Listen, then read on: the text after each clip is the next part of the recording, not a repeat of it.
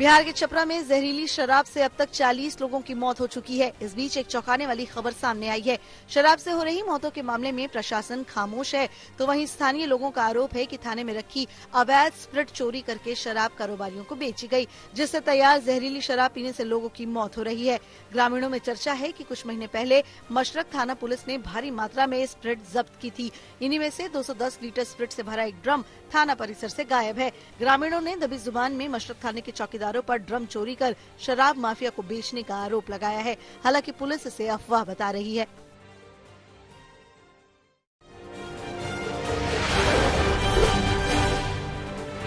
बिहार में जहरीली शराब से हो रही मौत पर सियासत लगातार तेज हो रही है। बीजेपी का प्रतिनिधिमंडल मृतकों के परिजनों से मुलाकात के लिए छपरा पहुंचा और नीतीश कुमार के खिलाफ एफआईआर दर्ज करने की मांग की।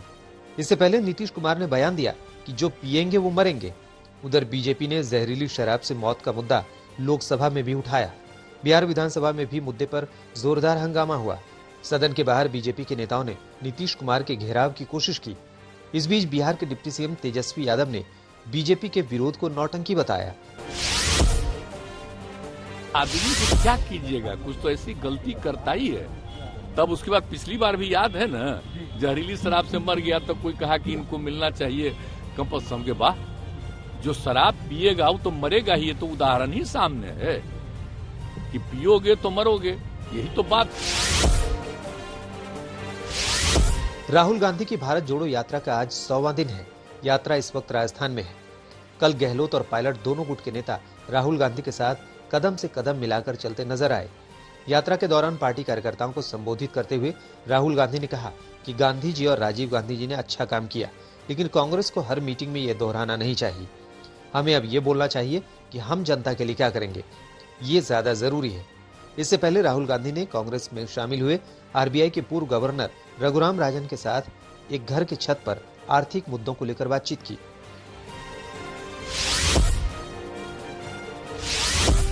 दिल्ली समेत देश के दूसरे हवाई अड्डों पर बढ़ती भीड़ को लेकर केंद्र सरकार ने अहम बैठक की। केंद्रीय गृह सचिव अजय कुमार भल्ला की अध्यक्षता में करीब 1.5 घंटे चली बैठक में हवाई अड्डों पर भीड़ प्रतिबंधन के उपायों पर विचार किया गया। बुधवार को भी एयरलाइंस, एयरपोर्ट प्राधिकरण और सीआईएसएफ के अधिकारियों की बैठक बुलाई गई थी। इसमें दिल्ली एयरपोर्ट पर भीड़ और उड़ानों में देरी को लेकर 3 घंटे तक मंथन किया गया। सोमवार को केंद्रीय उड्डयन मंत्री ज्योतिरादित्य सिंधिया ने दिल्ली एयरपोर्ट का औचक निरीक्षण किया था। गौरतलब है कि दिल्ली के हवाई अड्डे पर इन दिनों भीड़ उमड़ रही है। इससे लोगों को उड़ान से घंटों पहले आना पड़ रहा है। उत्तर प्रदेश के बांदा जेल में बंद बाहुबली नेता मुख्तार अंसारी को 16 साल पुराने गैंगस्टर मामले में 10 साल कैद की सजा सुनाई गई। साथ ही 5 लाख का जुर्माना भी लगाया है। गैंगस्टर एक्ट में कुल 5 मामले थे। इसमें 2 गाजीपुर, 2 वाराणसी और 1 चंदौली में मामला दर्ज था। इस मामले में 12 दिसंबर को 11 गवाहों की गवाही, जिरह और बहस पूरी हो चुकी थी। इसके बाद फैसला सुनाने की तारीख 15 दिसंबर तय की गई थी। इससे पहले सितंबर में मुख्तार अंसारी को गैंगस्टर मामले में ही 5 साल जेल और 50,000 जुर्माने की सजा सुनाई गई थी। सितंबर में ही मुख्तार अंसारी को लखनऊ जेल के जेलर को धमकाने के मामले में कोर्ट ने 7 साल की सजा सुनाई थी।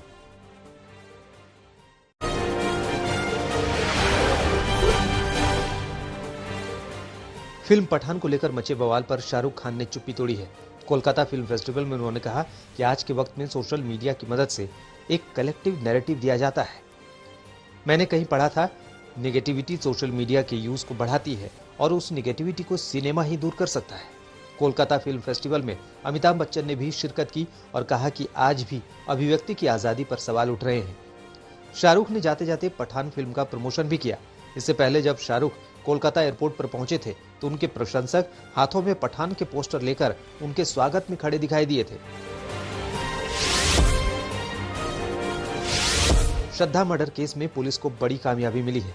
दिल्ली के जंगलों से मिली हड्डियों का डीएनए श्रद्धा के पिता से मैच कर गया है। ये हड्डियां महरौली और गुरुग्राम के जंगलों से आफ्ताब की निशानदेही पर बरामद हुई थी।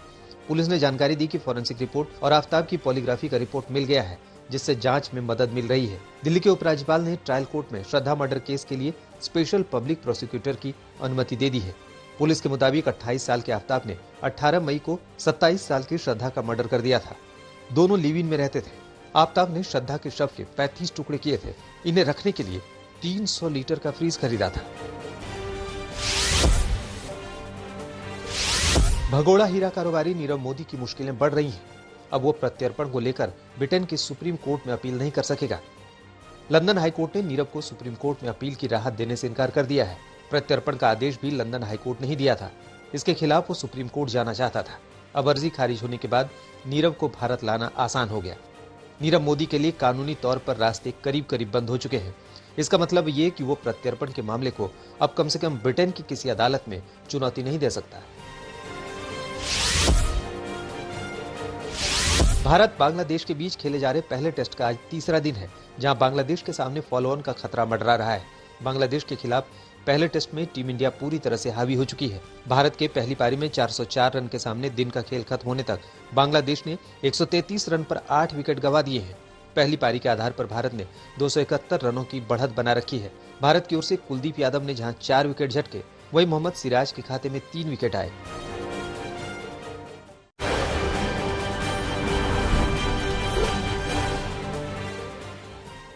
शादी के मंच पर ठुमके लगा रही 60 साल की महिला नाचते नाचते अचानक मंच पर धड़ाम से गिरी और फिर उठ नहीं पाई। मामला मध्य प्रदेश के सिवनी जिले का है। महिला को अस्पताल ले जाया गया, लेकिन डॉक्टरों ने उसे मृत घोषित कर दिया। डॉक्टरों के मुताबिक महिला को दिल का दौरा पड़ा था, जिससे उसकी मौत हो गई। इस घटना का वीडियो सामने आया है, जिसमें मंच पर 4 महिलाएं नाचती हुई नजर आ रही हैं। 2 महिलाएं डांस खत्म कर मंच से उतरने ही वाली थी, तभी चौथी महिला अचानक फर्श पर सूखे पत्ते की तरह जा गिरी और वहाँ हड़कंप मच गया। पिछले कुछ समय से लगातार इस तरह हार्ट अटैक के कई मामले सामने आए हैं।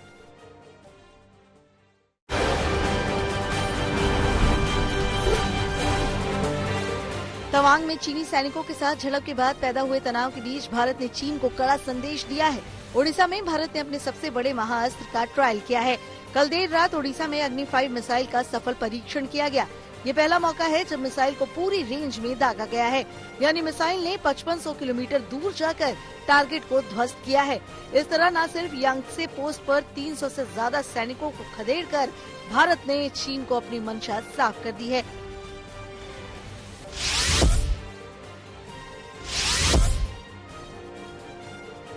पहले से तय शेड्यूल के तहत ही वायुसेना का युद्धाभ्यास और अब अग्नि 5 मिसाइल के टेस्ट ने भी चीन को ये अंदाजा कराया है कि भारत अपनी संप्रभुता को लेकर कहीं भी कोई दखल अंदाजी बर्दाश्त करने वाला नहीं है। भारत अगर अपनी अग्नि 5 मिसाइल को दागता है तो वो पूरे एशिया, यूरोप का कुछ हिस्सा, यूक्रेन, रूस, जापान, इंडोनेशिया तक हमला कर सकती है। आवाज की गति से 24 गुना ज्यादा रफ्तार से चलने वाली अग्नि 5 मिसाइल 1 सेकंड में 8.16 किलोमीटर की दूरी तय करती है। 29,401 किलोमीटर प्रति घंटे की रफ्तार से ये दुश्मन पर वार करती है।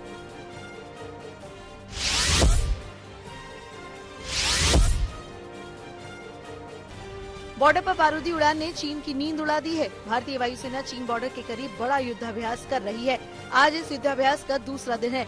लड़ाकू विमान सुखोई 30 और राफेल फाइटर चीन के आसमान के करीब अपना दम दिखा रहे हैं। ये दोनों ऐसे फाइटर प्लेन हैं जो दुनिया के सबसे घातक माने जाते हैं। चीन बॉर्डर के करीब कल से 48 घंटे की युद्ध की फुल रिहर्सल चल रही है। भारतीय वायुसेना किसी भी वक्त, किसी भी हालात से निपटने के लिए पूरे दमखम के साथ तैयार है।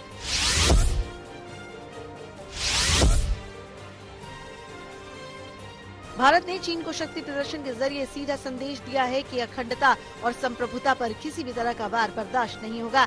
इस बीच फ्रांस से खरीदे गए 36 राफेल विमानों में से अंतिम विमान भी भारत की जमीन पर उतर गया है। इसके साथ ही फ्रांस से भारत आने वाली राफेल की खेप पूरी हो गई।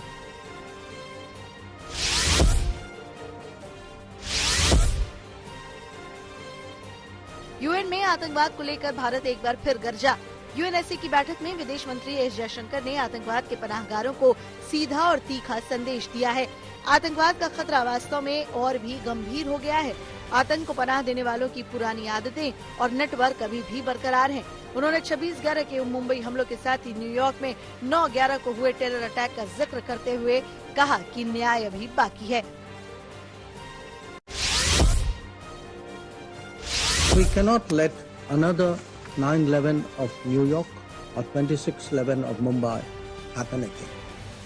In the last 2 decades, terrorism has been significantly countered and its justification delegitimized. But this remains work in progress.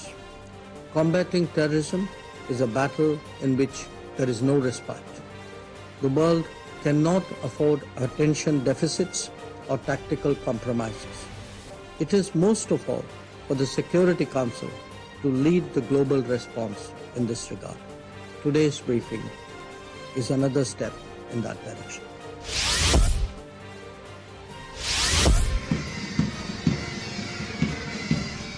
आज विजय दिवस मनाया जा रहा है। इस मौके पर कोलकाता में सेना के जाबाजों ने शक्ति प्रदर्शन किया। फ्लाई पास्ट के दौरान वायुसेना के लड़ाकू विमान सुखोई 30 से लेकर सेना के हेलीकॉप्टरों ध्रुव, रुद्र और चीता ने आसमान का सीना चीरते हुए हैरत अंगेज कारनामे दिखाए। वहीं पूर्वी कमान मुख्यालय में बांग्लादेश से आए मुक्ति योद्धाओं के दल एवं 1971 के युद्ध में हिस्सा लेने वाले भारतीय सेना के जाबाजों के बीच मिलन कार्यक्रम आयोजित हुआ।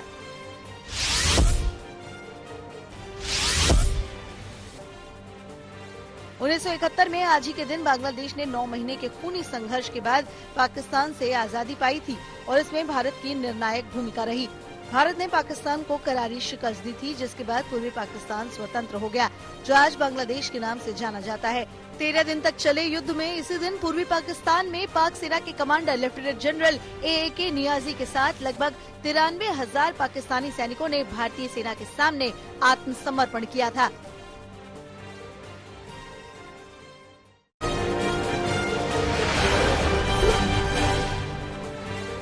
इंदौर शहर को पिछले 6 सालों से स्वच्छता के नाम से पहचाना जाता है। इंदौर में कई जगह खाने पीने का जगह भी काफी चर्चित है। वहीं इंदौर के सर्राफा चाट चौपाटी में एक कुल्फी बेचने वाला काफी मशहूर हो रहा है।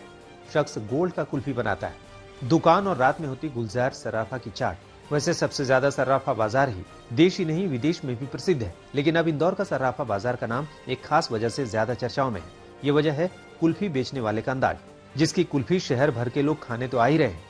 खासकर कुल्फी बेचने वाले को ज्यादा देखने के लिए लोग आ रहे हैं, क्योंकि ये दुकानदार अपनी दुकान पर करीब 2 किलो सोना पहनकर कुल्फी बेचता है।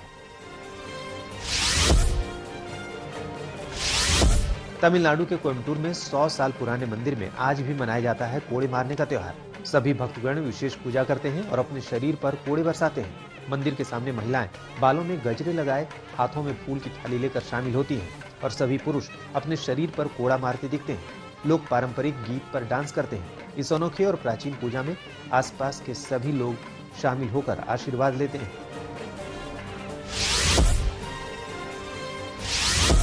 मिर्जापुर में किसान ड्रैगन फ्रूट की खेती कर लाखों रुपए मुनाफा कमा रहे हैं। अब तक परंपरागत खेती कर रहे किसानों को जब खेती में घाटा हुआ तो सरकारी मदद से ड्रैगन फ्रूट की खेती की शुरुआत की। इस वर्ष जबरदस्त मुनाफा भी कमाया। खेती करने वाले किसान ने ड्रैगन फ्रूट की खेती से पहले ही साल में लाखों रुपए का मुनाफा कमाया। खरीदारों को उन्होंने 250 से 300 रुपए किलो तक ये फल बेचा था। साथ ही खेती के लिए किसानों को ड्रैगन पेड़ के तने को भी 50 रुपए प्रति नर्सरी बेचकर मुनाफा हुआ। किसानों का कहना है कि एक बार पेड़ लगाने के बाद इससे 25 साल तक मुनाफा लिया जा सकता है।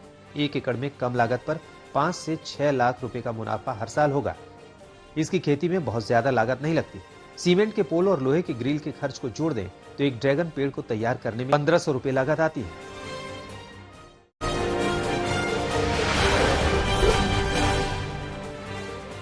दिल्ली के एक मदरसे में 12 साल की नाबालिग छात्र से मौलवी पिछले 1 महीने से दुष्कर्म कर रहा था।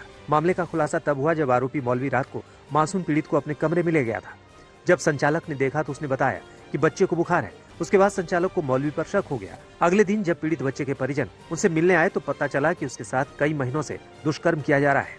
सबूत ना छूटे इसके लिए आरोपी मदरसे के सीसीटीवी कैमरे पर कपड़ा डालकर रात को मासूम को अपने कमरे में ले जाकर दुष्कर्म करता था। परिवार के लोगों ने पुलिस में मौलवी की शिकायत दर्ज करा दी है, जिसके बाद पुलिस ने आरोपी को उसके घर से गिरफ्तार कर लिया है। पुलिस इस मामले को गंभीरता से लेते हुए जांच में जुटी है।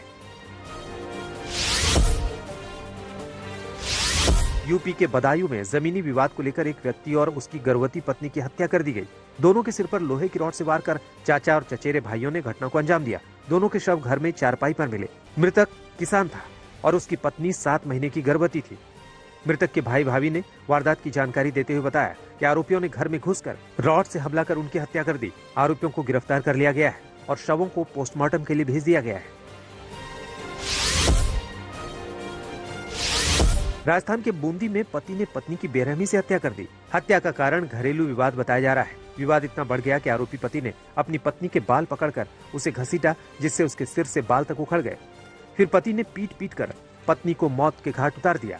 आरोपी पुलिस को 5 घंटे तक गुमराह करता रहा। मौके पर फॉरेंसिक की टीम को बुलाया गया, जहां से मृतक के सर से उखड़े हुए बाल भी बरामद किए गए हैं। फिलहाल पूरे मामले में पुलिस जांच कर रही है। साथ ही आरोपी पति की तलाश भी की जा रही है। यूपी के भदोही में 8 साल की बच्ची का सुनसान इलाके में शव मिलने का मामला सामने आया है। दरअसल बच्ची के घर पर एक शादी के बाद खाने पीने का कार्यक्रम रखा गया था, जिसमें करीब 30 लोग शामिल थे। बच्ची के परिजन कार्यक्रम में भोजन के बाद सोने चले गए। उन्हें लगा कि उनकी बेटी भी परिवार में ही कहीं सो रही होगी, लेकिन जब सुबह हुई तो गांव में तालाब के पास सुनसान इलाके में बच्ची का शव पाया गया। मासूम के परिजनों ने दुष्कर्म और हत्या की आशंका जताई है। फिलहाल पुलिस पूरे मामले की जाँच में जुटी है।